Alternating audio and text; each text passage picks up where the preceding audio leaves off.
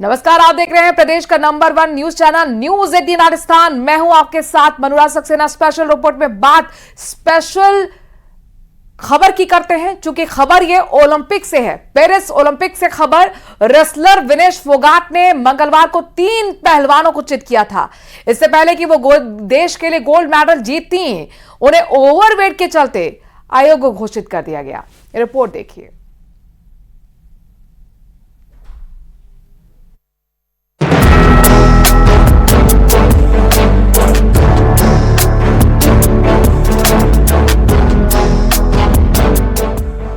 मंगलवार के दिन रेसलर विनेश फोगाट ने एक के बाद 3 रेसलरों को पटखनी देते हुए गोल्डन मेडल की तरफ कदम बढ़ाया था। इससे पहले कि ये सपना सच होते हुए पूरा देश देखता, पेरिस ओलंपिक से बेहद ही बुरी खबर आई है।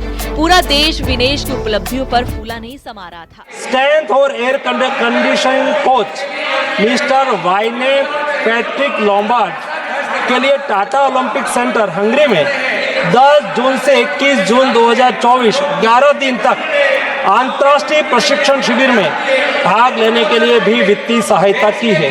13 जुलाई 2023 से 16 जुलाई 2023 4 दिन तक बुडापेस्ट हंगरी में 4th रैंकिंग सीरीज में भाग लेना और 10 से 16 जुलाई 2023 16 दिन तक बुडापेस्ट हंगरी में प्रशिक्षण शिविर हेतु इसको वित्तीय सहायता की है।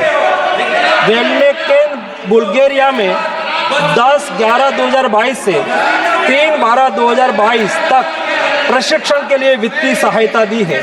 उनके रिहाई प्रक्रिया के लिए आवश्यक उपकरण खरीदने के लिए भी वित्तीय सहायता की गई है। 2020 टोक्यो ओलंपिक चक्र में 1,13,98,224 रुपये का आर्थिक सहयोग उसको किया गया था। 224 पेरिस ओलंपिक चक्र में भी टारगेट ओलंपिक पोडियम स्कीम में 53,35,746 और वार्षिक ट्रेनिंग एवं स्पर्धा कैलेंडर में 17,10,000 कुल मिला के 17,45,775 रुपया हमारे खिलाड़ी को आर्थिक सहायता करके उसको सक्षम करा गया। श्री रघुनंदन राव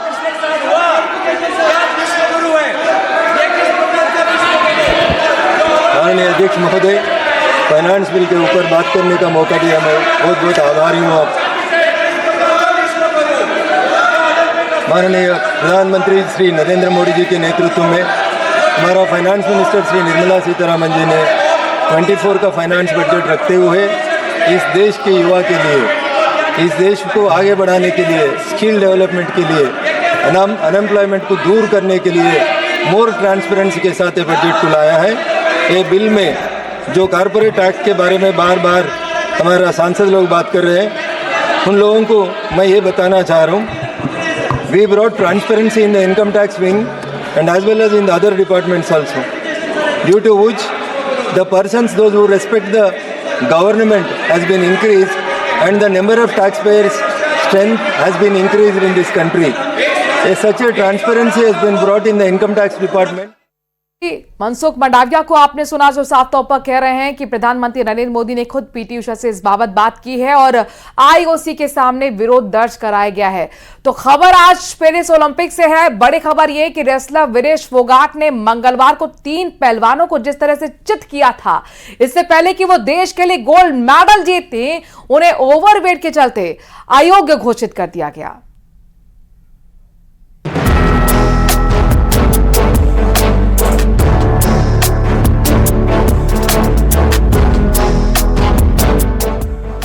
मंगलवार के दिन रेसलर विनेश फोगाट ने एक के बाद 3 रेसलरों को पटखनी देते हुए गोल्डन मेडल की तरफ कदम बढ़ाया था। इससे पहले कि ये सपना सच होते हुए पूरा देश देखता, पेरिस ओलंपिक से बेहद ही बुरी खबर आई है। पूरा देश विनेश की उपलब्धियों पर फूला नहीं समा रहा था।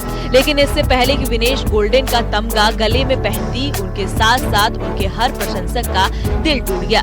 रेसलर विनेश फोगाट को महिलाओं की 50 किलोग्राम फ्री स्टाइल कुश्ती इवेंट के फाइनल से पहले वजन ज्यादा पाए जाने की वजह से पेरिस ओलंपिक से अयोग्य घोषित कर दिया गया है। फाइनल में पहुंचने के बाद विनेश ने अपनी मां से बात की थी, जिसमें उन्होंने अपनी मां से गोल्डन लाने का वादा किया था।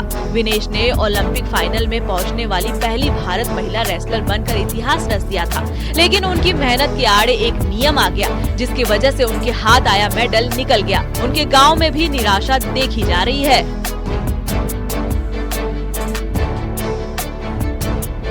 फाइनल से पहले विनेश फोगाट का वजन 100 ग्राम ज्यादा पाया गया। आईओए के मुताबिक विनेश फोगाट को महिला कुश्ती के 50 किलो वर्ग से अयोग्य घोषित किया गया। पूरी रात टीम की भरसक कोशिश के बावजूद सुबह उनका वजन 50 किलो से ज्यादा पाया गया। भारतीय दल ने ओलंपिक अधिकारियों से विनेश के वजन को सामान्य लाने के लिए समय देने का अनुरोध भी किया था, लेकिन ये मांग भी ठुकरा दी गयी। 150 ग्राम वजन फालतू ज्यादा रह गया, इसका डिस्क्वालीफाई। तो इस सिचुएशन के अंदर क्या इंडियन साइड ने अपनी तरफ से जो कोचेस थे उन्होंने कुछ कोशिशें की, क्या हुआ? कोई फर्क नहीं पड़ता इससे, कोई फर्क नहीं पड़ता। ये रूल्स के हिसाब से तो ये हो गई, रूल के हिसाब से। इसमें सही गलत की बात नहीं रहती है, मैं समझता हूँ, क्योंकि रूल्स का इसके अंदर पूरा हवाला दिया जा रहा है। बिल्कुल रूल का हवाला है। अभी मैं जानता हूँ कि आपके लिए बड़ा मुश्किल क्षण है ये, क्योंकि उस गोल्ड पदक तक इतने नजदीक पहुंच के डिस्क्वालीफाई होना एक बहुत बड़ा झटका है। आपकी आंखों में आंसू आप ऑलरेडी इतने परेशान नजर आ रहे हैं।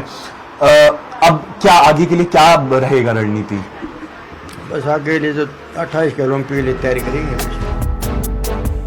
पीएम नरेंद्र मोदी ने विनेश की हौसले अफजाई की है। उन्होंने एक्स पर लिखा, आप चैंपियनों में चैंपियन हैं। आप भारत का गौरव और प्रत्येक भारतीय के लिए प्रेरणा हैं।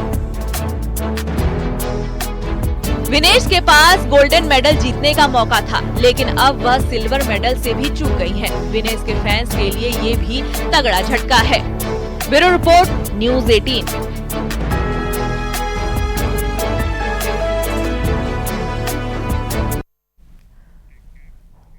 भारतीय रेसलर विनेश फोगाट को तय कैटेगरी में ज्यादा वजन होने की वजह से पेरिस ओलंपिक से बाहर होना पड़ा। विनेश 50 किलोग्राम की कैटेगरी में खेलते हैं। बुधवार को उनका वजन करीब 50 ग्राम ज्यादा मिला। इसके बाद उन्हें ओलंपिक में महिला कुश्ती से अयोग्य घोषित कर दिया गया। वहीं अयोग्य घोषित होने के बाद विनेश फोगाट की तबीयत भी बिगड़ गई। उन्हें इलाज के लिए पेरिस के अस्पताल में भर्ती कराया गया है। दरअसल रात भर वो कोशिश करती रही, सारे जतन करती रही कि किस तरीके से वजन कम हो। उन्होंने पानी तक नहीं पिया, सोई तक नहीं, जॉगिंग करती रही, रेसिंग करती रही और ऐसे में डिहाइड्रेट उनकी बॉडी हो गई, वो बेहोश हो गई। तबीयत खराब होने के बाद उन्हें अस्पताल में भर्ती कराना पड़ा। तो वहीं प्रधानमंत्री नरेंद्र मोदी ने आईओए की अध्यक्ष पीटी ऊषा से भी बात की और विनेश के मसले पर भारत के विकल्पों के बारे में जानकारी मांगी। उन्होंने पीटी ऊषा से विनेश के मामले में मदद करने के लिए सभी विकल्पों का पता लगाने के लिए कहा। उन्होंने पीटी ऊषा से यह भी कहा कि उसकी अयोग्यता के संबंध में एक मजबूत विरोध दर्ज कराएं।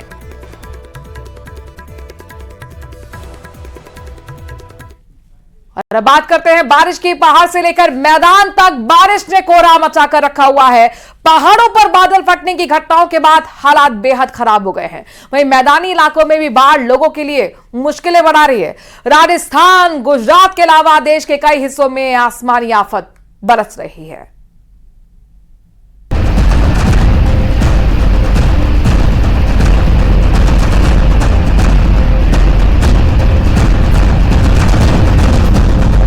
कुदरत का कहर पहाड़ से लेकर मैदान तक दिखाई दे रहा है। पहाड़ों पर बादल फटने की घटनाओं के बाद से हाहाकार मचा हुआ है। उत्तराखंड में कई जगह पहाड़ों से बड़े बड़े पत्थर गिरने से सड़कें तबाह हो गई हैं। वहीं राजस्थान में नदी नाले उफान पर हैं, जिसकी वजह से घर से लेकर दुकानें तक पानी में डूब गई हैं। राजस्थान के कोटा चित्तौड़गढ़ हाईवे से यह खौफनाक वीडियो सामने आया है, जहां झरने में नहाते वक्त एक लड़का पानी के तेज बहाव में बह गया। लड़के ने कुछ देर तक वहां लगी लोहे की जंजीरों को पकड़ा और खुद को बचाने की कोशिश की, लेकिन बहाव के तेज होने की वजह से उसका हाथ जंजीरों से छूट गया और वो पानी में बह गया। राजस्थान के कई जिलों में लगातार बारिश ने हालात मुश्किल बना दिए हैं। पाली की सड़कें तालाब में तब्दील हो चुकी हैं। रिहायशी इलाकों में 4 फीट तक पानी भर गया है। क्या घर क्या दुकान, सब पानी में समा गए हैं। लोग घरों में ही कैद होने को मजबूर हो गए हैं। टोंक में भारी बारिश के बाद उफान पर बह रहे नाले में एक बाइक सवार गिर गया। गनीमत ये रही कि उसकी जान बच गई। लोगों ने कड़ी मशक्कत के बाद उसको बाहर निकाला। जोधपुर फलौदी हाईवे पर नदी का बहाव ज्यादा होने से पानी सड़क पर आ गया। 15 से ज्यादा बाइक पानी में बह गईं। जगह जगह वाटर लॉगिंग की समस्या भी देखी जा रही है, जिससे निचले इलाकों में घरों में पानी भर गया है। जलस्तर बढ़ने की वजह से कुछ मकान ढह भी गए हैं। गुजरात के डांग में भारी बारिश के बाद गिराधोद झरने में पानी काफी बढ़ गया है। जिला प्रशासन ने लोगों से झरने के पास न जाने की अपील की है।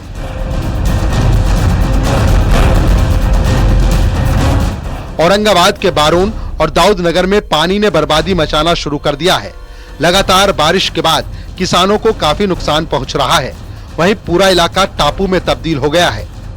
हालात इतने बिगड़ गए हैं कि प्रशासन ने नाव भेजकर किसानों को सुरक्षित बाहर निकाला।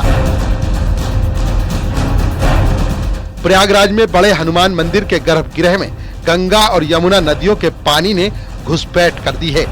गर्भगृह में पानी आने के बाद विधि विधान से मंदिर में पूजा अर्चना और आरती की गई। मुरादाबाद में भारी बारिश के बाद रेलवे ट्रैक पर पानी भर गया, जिसके बाद रेलवे विभाग को पानी निकालने के लिए 2 पंप की मदद लेनी पड़ी। वहीं पानी भरा होने की वजह से कई ट्रेनों की रफ्तार भी थम गई।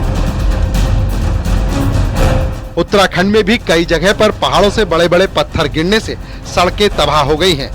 केरल में भी भारी बारिश के बाद बुरा हाल है। वायुसेना के हेलीकॉप्टर की मदद से लोगों की जान बचाकर उन्हें सुरक्षित जगह पहुंचाया जा रहा है।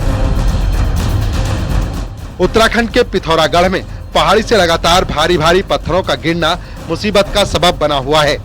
कई जगह सड़कें क्षतिग्रस्त हो गई हैं। Bureau report, news 18।